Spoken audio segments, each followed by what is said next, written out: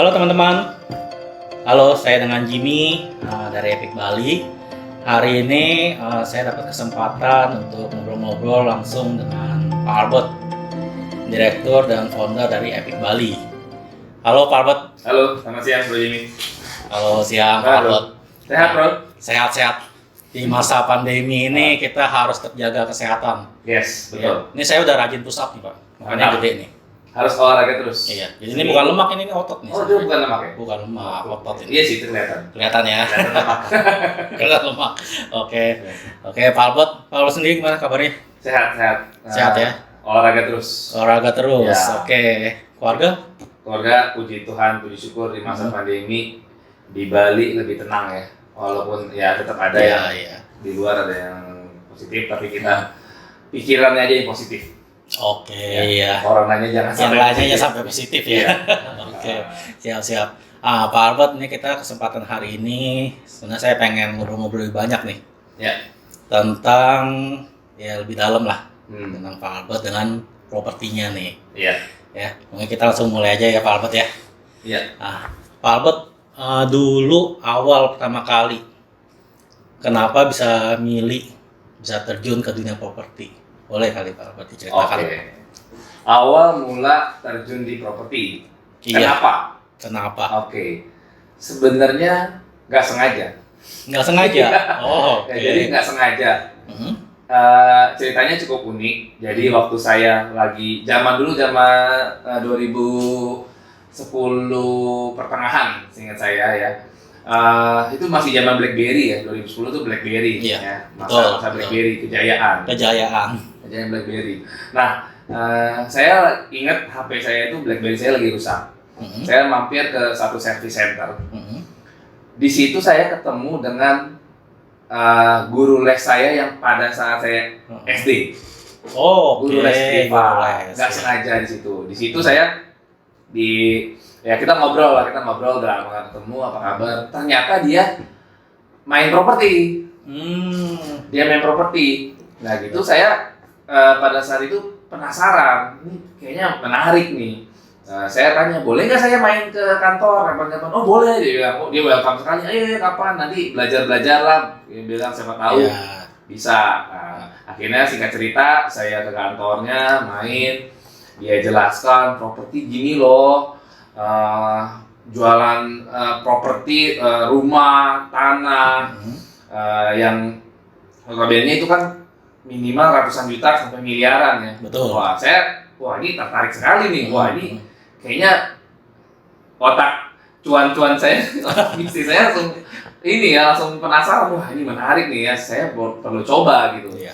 Ya udah saya coba. Dia arahkan saya ke satu kantor property agent. Mhm. Saya sebutkan saja nggak apa-apa.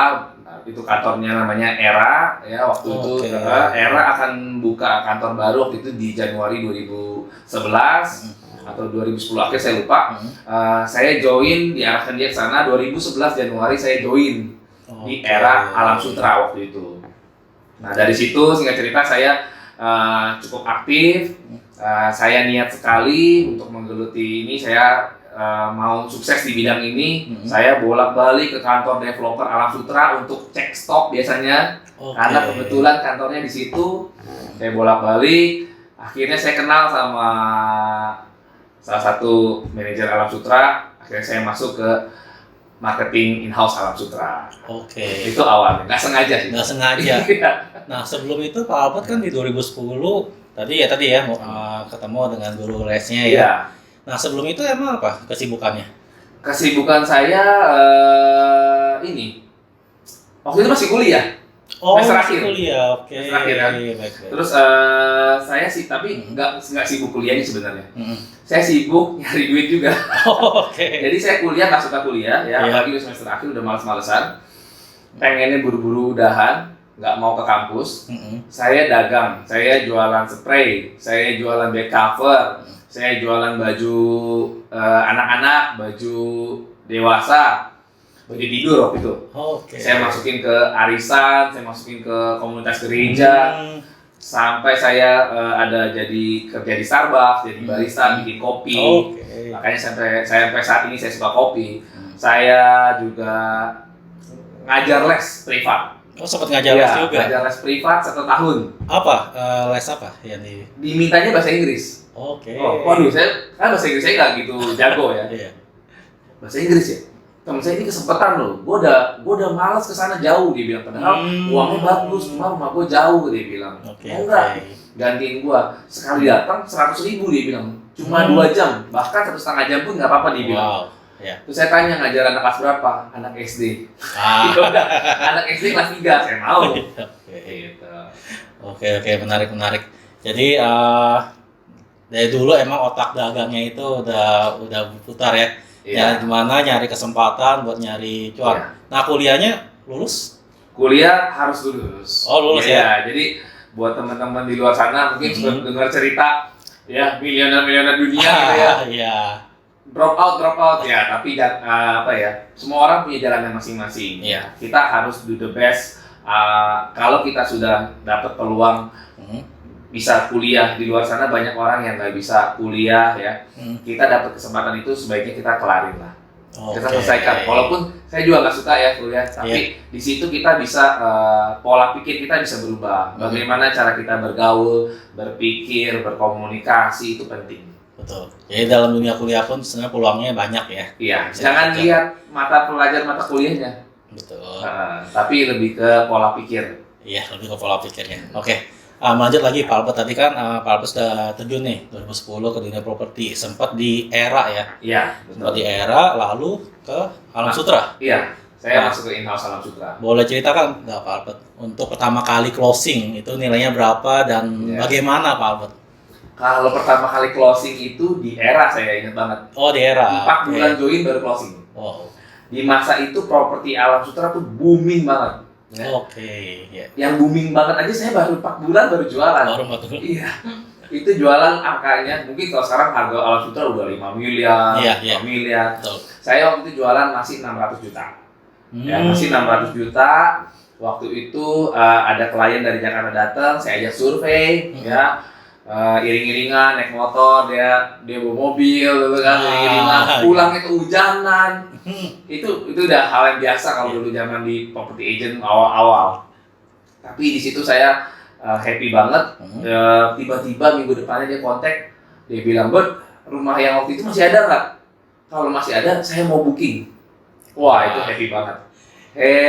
Itu udah kayak rasanya dapat apa gitu. Iya, jual 600 juta co-broking sama kantor lain. Oke. Komisinya waktu itu cuma dapat 2,5 juta. Wah, tapi happy banget. Oke. Pecah telur istilahnya ya. Oke, jadi dari situ komisi pertama 2,5 juta. 2,5 juta ya. Oke. Nah, setelah itu kan udah ngerasain penjualan pertama. Nah, Pak Albert habis itu apa nih? Ini kayaknya saya kan tadi ada yang 4 bulan lah ya, 4 bulan itu nggak dapat closing. Setelah dapat closing pertama, terus jadi lebih cemplung, bener-bener cemplung dalamin banget dunia properti. Nah, itu selain tadi komisi, apalagi sih Pak yang selain didapat nih di dunia properti ini? Oke, yang saya dapat di luar tadi ya dari uang lah ya. Iya. Uang komisi. Karena kalau uang kan mungkin di profesi lain sama. Bisa aja dapat uang besar ya. Tapi saya di properti itu dapat kenal banyak orang-orang kaya lah ya, bahkan konglo. Ya. Jadi saya happy. Saya tuh orangnya senang ketemu orang kaya baru tuh saya senang. Ya kan? Baik. Jadi saya kalau ketemu orang kaya baru tuh, wah rasanya saya bisa belajar nih dari ini orang gitu loh. Saya tuh kebanyakan kalau ketemu orang baru nih ya di properti, datang ke kantor marketing Alam Sutra, ya itu kan ya lumayan lah, mereka beli 2 miliar, 3 miliar, bahkan sampai ada yang 7 miliar waktu itu ya. Saya tuh lebih ke tanya-tanya ke bapaknya, "Pak, bisnis apa?" gitu loh.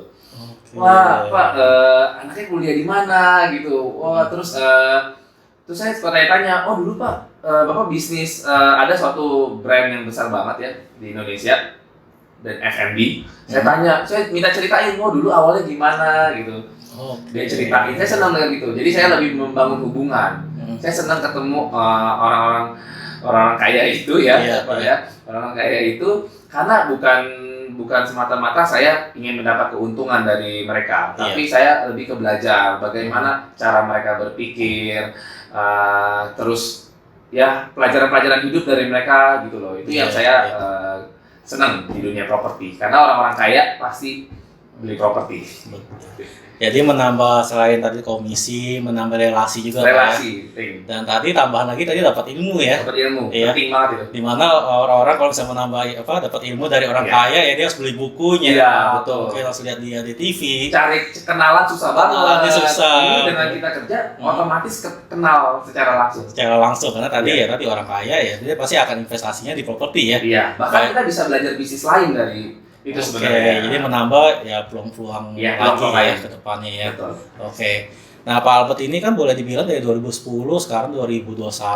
Artinya 2011 lah saya aktif. 2011 ya belajarnya. Oke, jadi kurang lebih 10 tahun lebih ya sudah menggeluti. Dulu itu lebih banyak itu lebih di Tangerang ya. Iya, di Serpong. Di Serpong ya. Nah, Pak Albert kan sudah mentekunin kurang lebih tadi ya sebelum itu mungkin sekitar 8 tahunan ya sebelum akhirnya Pak Albert pindah ke Bali. Sekarang nih di Bali nih, ya kan menjadi founder dan direktur dari Epic Bali. Nah sebelum saya terjun ke saya sebut nama Epic Bali nih, kenapa Pak Albert dari tadi di Tangerang udah lama juga mungkin udah hafal seluk-beluknya ya, sekarang tiba-tiba langsung pindah nih ke dunia yang mungkin ya walaupun sama properti tapi dunia sangat yang baru nih di Bali. Di Bali ya. Nah itu boleh dong Pak Albert ceritakan. Iya, jadi singkat cerita saya dulu bergabung sama teman kantornya teman, namanya Epic Property ya, Epic di Jakarta ya. Jadi memang kita dulu sama-sama bareng 2016 di suatu instansi project juga. Nah lalu saya ada kepikiran karena waktu itu di saat 2019 awal kita dapat tawaran project di Bali. Nah, saya langsung muncul memang kepikiran saya pengen buka kantor di Bali. Nah, ini gimana nih? Saya langsung inisiatif, bro gimana? Kalau ini di franchisein, ya, saya ambil brand franchise Epic di Bali. Gitu. Itu kita baru join jalan baru setahunan lah itu waktu itu ya. Mungkin nggak nyampe setahun waktu itu kita baru join bareng.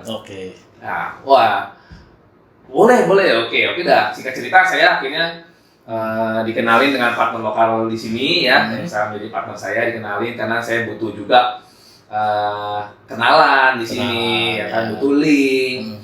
Akhirnya saya memutuskan ajak keluarga buka properti di Bali karena memang sudah ada project yang menunggu gitu. Salah satunya ada Mara Ciman Hijau dan waktu itu ada lagi mau jalan di Ubud yang sampai saat ini memang kita masih on progress ya. Nah, kenapa sih saya berani gitu? Padahal tadi memang saya nggak ada background bekerja di Bali nggak pernah, tinggal di Bali nggak pernah, jalan-jalan doang. Nah, karena saya sebelumnya juga saya udah googling, udah lihat-lihat YouTube. Kayaknya nih dunia properti di Bali itu sangat potensinya tinggi gitu ya, potensial banget gitu loh. Karena juga pengunjung turis di Bali itu menurut riset ya, lebih dari jumlah penduduk di Bali. Penduduk di Bali 4 juta, yang turis yang datang bisa sampai 6 juta, 5-6 juta per tahunnya. Ya banyak turisnya ya. Turis itu banyak banget ya. Kalau udah banyak turis, mereka butuh akomodasi. Butuh villa, butuh rumah yang disewakan. Nah, kalau ramai turis, artinya bidang pariwisata dan bidang-bidang yang lainnya itu bertumbuh kan. Nah, mereka ada penghasilan banyak. Pasti beli aset, beli properti, ya kan? Ya atau invest aja atau buat tinggal, ya kan? Pasti kan kayak gitu. Nah itu saya pikir ke situ, pasti ini bisa, yakin saya di Bali. Jadi Pak Albert sudah melihat ini ada peluang yang harus bisa dikejar nih ya di Bali ini ya. Insting ke situ ya. Baik. Nah, kan yang saya tahu Pak Albert kan di Epic Bali ini buka Epic Bali itu di 2019 ya. 2019 bulan September. Nah, yang kita tahu ya, setelah itu di 2020 sekitar mungkin bulan Maret itu terjadi pandemi.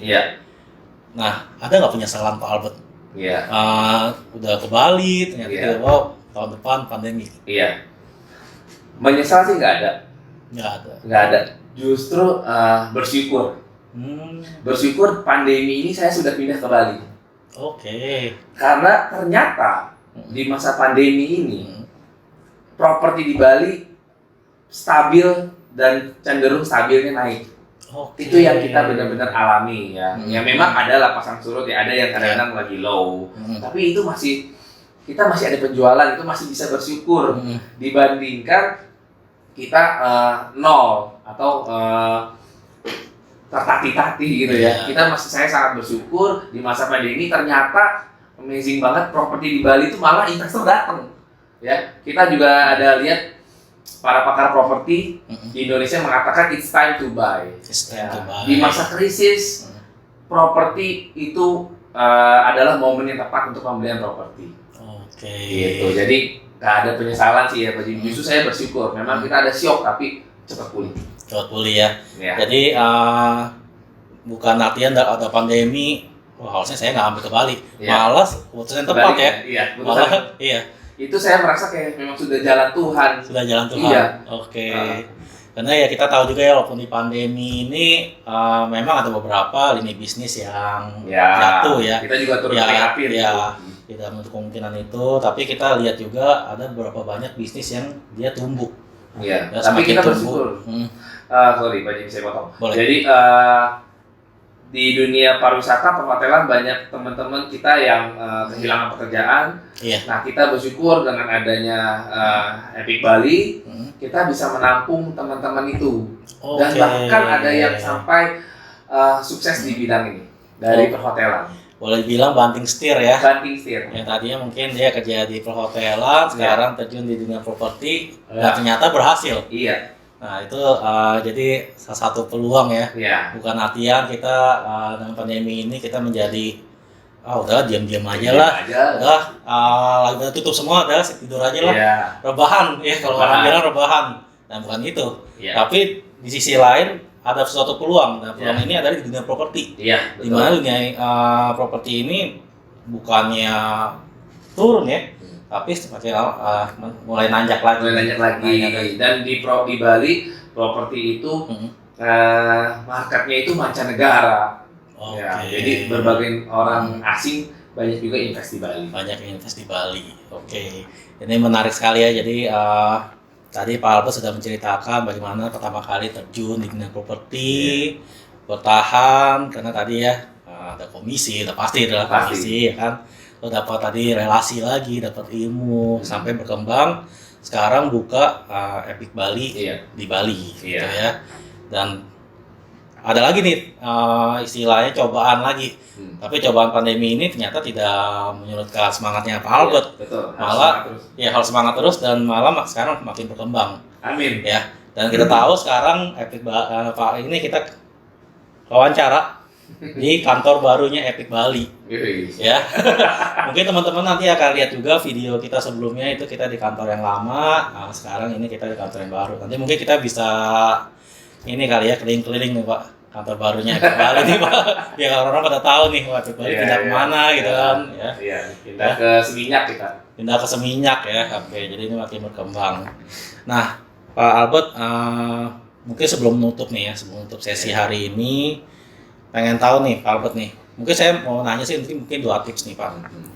Tips pertama nih, saya kan lihat Pak Albert nih orangnya easy going, ya kemana aja bisa. Cuma mungkin ada beberapa teman-teman yang saya pengen nih di dunia properti tapi kok saya kayaknya pendiam, saya malu. Nah itu ada tips nggak nih dari Pak Albert nih? Iya, jadi pada kenyataannya di dunia properti itu tidak butuh orang yang bawel. Pada kenyataannya.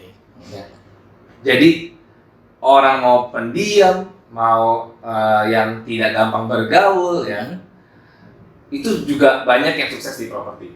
Ya, jadi itu bukan menjadi syarat. Kalau memang dia pintar bergaul, easy going, jago ngobrol dengan orang lain, itu hanya kelebihan aja. Tapi itu tidak menjadi jaminan 100% bisa sukses di properti, bukan. Jadi buat orang yang pendiam, orang yang susah bergaul, itu banyak bukti yang mereka jualannya kencang.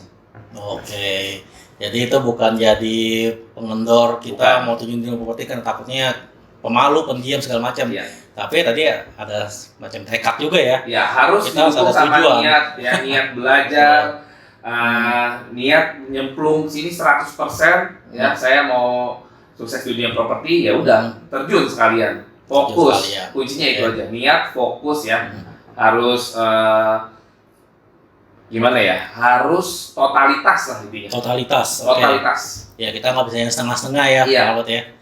Ya, istilahnya kita mau dapat uang gede tapi kita kerjanya mau nggak mau, Iya. ya itu susah juga ya. Betul. Nah saya minta mungkin tips kedua lagi nih, Pak Albert nih. Hmm. Nah untuk teman-teman yang baru mau coba, mungkin baru mau nyoba, saya kayaknya tertarik nih dengan properti. Iya. Apalagi tadi dengar interview dengan Pak Albert nih, Iya. oh peluangnya kayak gede nih, ternyata Iya. dari komisi, ada yang lainnya lagi. Hmm. Apa Pak? Mungkin tips atau mungkin semacam masukan atau saran ya untuk teman-teman yang mau gabung, ayo masuk ke dunia properti. Oke. Boleh Pak, mungkin tipsnya. Ya jadi buat teman-teman yang saat ini lagi bingung mungkin ya, lagi bingung mau ngerjain apa, atau mungkin kok saya gini-gini aja, mungkin teman-teman boleh datang main ke kantor Epic Bali ya di Jalan Kunti 1, pertokoan Kunti Plaza nomor 5. Nanti kita di sini bisa diskusi ya, bisa diskusi dunia properti itu seperti apa gitu loh. Seperti apa, lalu kerjaannya ngapain aja. Oke. Ya, datang kita bisa ngobrol langsung. Mungkin di masa pandemi ini bisa kirim CV dulu, nanti Ya. kita interview via Zoom, kita ngobrol-ngobrol dulu gitu ya.